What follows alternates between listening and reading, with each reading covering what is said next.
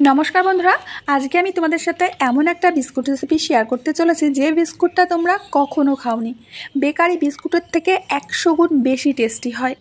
আমি কি বলতে চাইছি, যদি তোমরা বাড়িতে একবার বানাও তাহলেই বুঝতে পারবে। আমার চ্যানেলে এর আগেও তোমাদের জন্য প্রচুর বিস্কুট রেসিপি শেয়ার করে রেখেছি, কিন্তু সবকটি বিস্কুটের থেকে এই বিস্কুটটা একদমই আলাদা আর একদম ডিফারেন্ট টেস্ট। বানানোটা একদমই সোজা। আমরা ঘি আর আটা দিয়ে এই বিস্কুটটা তৈরি করব। তবে হাতের কাছে যদি ঘি না থাকে তার পরিবর্তে তোমরা তেল দিয়েও বানাতে পারো। তবে তেল কতটা দিতে হবে সেটা আমি বলে দেব। এখানে আমি ঘি দিচ্ছি 50 ml। আর ঘিটা এরকম জমাট বাঁধা ঘি হতে হবে, একদম গোলে তেলের মতো হয়ে গেলে সেই ঘি দিয়ে তোমরা বিস্কুট বানাতে যেও না, তাহলে সমস্যায় পড়বে। তো এখান থেকে আমি চিনি দিয়ে দেব 50 গ্রাম। চিনিটা আমি আগে থেকে গুঁড়ো করে নিয়েছি, তো আন্দাজ করে 50 গ্রাম চিনি আমি দিয়ে দিচ্ছি। চিনিটা তোমরা বাড়িয়ে বা কমিয়ে দিতে পারো। এখন চিনির সাথে ঘিটাকে খুব ভালো করে ফেটিয়ে একেবারে ক্রিমের মতো করে নিতে হবে। আমি একটা হ্যান্ড উইক্স দিয়ে এই কাজটা করে নিচ্ছি। তোমাদের হাতের কাছে যদি ইলেকট্রিক বিটার থাকে তো সেটা দিয়ে ফেটিয়ে নিলে আরও বেশি ভালো হবে। তো ইলেকট্রিক বিটার তো সবার ঘরে থাকে না, এর জন্য আমি এই হ্যান্ড বিটারটা দিয়েই দেখাচ্ছি। একটু বেশি সময় নিয়ে ধৈর্য ধরে এই কাজটা করবে। মোটামুটি 6 থেকে 7 মিনিট সময় ধরে এটা ফেটিয়ে ফেটিয়ে এরকম ক্রিমের মতো করে নিতে হবে। আর তোমাদের ঘিটা যদি গলানো ঘি হয় তবে কিন্তু কখনোই এরকম ক্রিম তৈরি হবে না। যদি গলানো ঘি হয় ফ্রিজের মধ্যে রেখে দেবে আধা ঘন্টা, তারপরে একটু জমে গেলে এই ক্রিমটা তৈরি করে নেবে। তো ক্রিমটা তো তৈরি হয়ে গেল। এখন আমি একটা ছাঁকনি নিয়েছি আর এর মধ্যে দিয়ে দেবো আমি 1 বাটি আটা। 1 বাটি আটা বলতে এখানে 100 গ্রাম আটা আছে। তো পরিমাণগুলো তোমরা একটু খেয়াল করবে। 100 গ্রাম আটা দিলাম, সাথে দিয়ে দিচ্ছি ছোট্ট চামচের 1 চামচ বেকিং পাউডার। বেকিং সোডা দেবে না। আর সাথে দিয়ে দিচ্ছি বড় চামচের 1 চামচ বেসন। তো এখন এই সমস্ত উপকরণগুলো একসাথে এইভাবে একটু চেলে নিতে হবে, তাতে এর মধ্যে যদি কোনো নোংরা থাকে, দলাভাব থাকে, সেগুলো বেরিয়ে যাবে। তো বন্ধুরা, এখন একটা চামচ দিয়ে এইভাবে ক্রিমের সাথে আটাটা মিশিয়ে নিতে হবে। যদি দেখতে পাও যে ডোটা একদমই তৈরি হয়নি, শুকনো হয়ে গেছে, তো এর মধ্যে তেল মেশাতে যাবে না বা ঘি মেশাতে যাবে না, জল বা দুধ কিছুই মেশাতে যাবে না। কি করে এটা ঠিক করতে হবে সেটা আমি বলে দেব। তো বন্ধুরা, তোমরা দেখতেই পাচ্ছ আমাদের ডোটা একেবারে ঝুড়ো ঝুড়ো রয়েছে। এটা বিস্কুট তৈরির উপযুক্ত নয়। এর জন্য আমি আলাদা করে ঘি আর চিনি একসাথে এইভাবে ফেটিয়ে একটা ক্রিম তৈরি করে নিয়েছি। এখন এই ক্রিমটা এর মধ্যে দিয়ে দেব। তো বন্ধুরা, অনেক দিন পরে আমি একটা রিকোয়েস্ট করছি। আমার চ্যানেলে আজকে এই ভিডিওটা দেখতে যদি কোনো নতুন বন্ধু এসে থাকো, অবশ্যই আমার চ্যানেলটিকে সাবস্ক্রাইব করবে, পাশে থাকা বেল বাটনের অল অপশনে ক্লিক করবে, যাতে আমার প্রত্যেকটা ভিডিও আপলোড করা মাত্র সবার প্রথমে তোমার সামনে পৌঁছে যায়।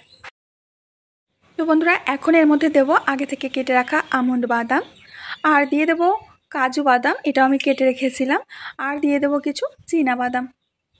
খুব ভালো করে মিশিয়ে নিতে হবে। আমি তোমাদের আগেই বলেছি আজকের বিস্কুট রেসিপিটা একটু আলাদা, তো এর প্রসেসিংটাও একটু আলাদাই হবে। তো আমি ডোটা মেখে নিয়েছি আর ডোটা ঠিক এরকমই হতে হবে। তো বন্ধুরা, এখন আমি নিয়েছি একটা প্লাস্টিক। তো এখন এই প্লাস্টিকের ওপরে আমি ডোগুলো এইভাবে একটু চেপে চেপে দিয়ে দেব।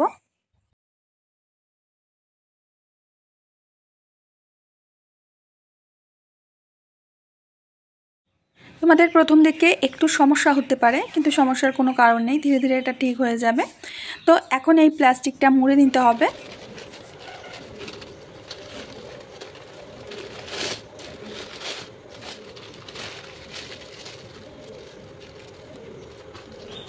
এবার প্যাকেটের দুটো মাথা এইভাবে মুড়ে দিতে হবে। ঠিক যেমন আমরা দেখি লজেন্সের দুপাশে কাগজ মোড়া থাকে, ঠিক সেইভাবে এটাকে টাইট করে মুড়ে দিতে হবে।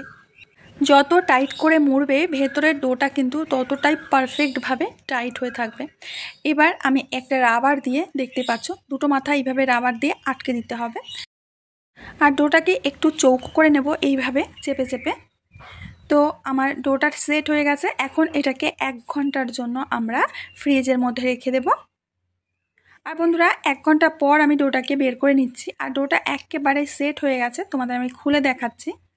বন্ধুরা, শাশুড়ি মার সাথে সাথে আমার শরীরটাও প্রচণ্ড খারাপ, একদমই ইচ্ছা করছিল না রেসিপিটা করতে। তবুও রেসিপি দিতে দিতে একটা অভ্যেস হয়ে গেছে। বন্ধুদের সাথে রেসিপি শেয়ার না করলে ভালো লাগে না। তো এর জন্য আমি রেসিপিটা খুবই কষ্ট করে করেছি। তো এখন দেখো এইভাবে আমরা বিস্কুটগুলো কেটে নেব। মানে যেরকম তোমরা করতে চাও পাতলা বা মোটা সেরকম করে বিস্কুটগুলো কেটে নেবে, তবে খুব বেশি মোটা করে কাটতে যাবে না, তাহলে বিস্কুটগুলো বেক হতে বেশি সময় লাগবে। আর এটা আমি যেভাবে কাটছি তোমরাও কিন্তু এইভাবে কাটবে, খুব চাপ দিয়ে কাটতে যাবে না, এইভাবে পুচিয়ে পুচিয়ে কেটে নেবে বিস্কুটগুলো। এবার এই বিস্কুটগুলো বেক করতে হবে, এর জন্য আমি একটা স্টিলের থালার মধ্যে তেল ব্রাশ করে নিয়েছিলাম।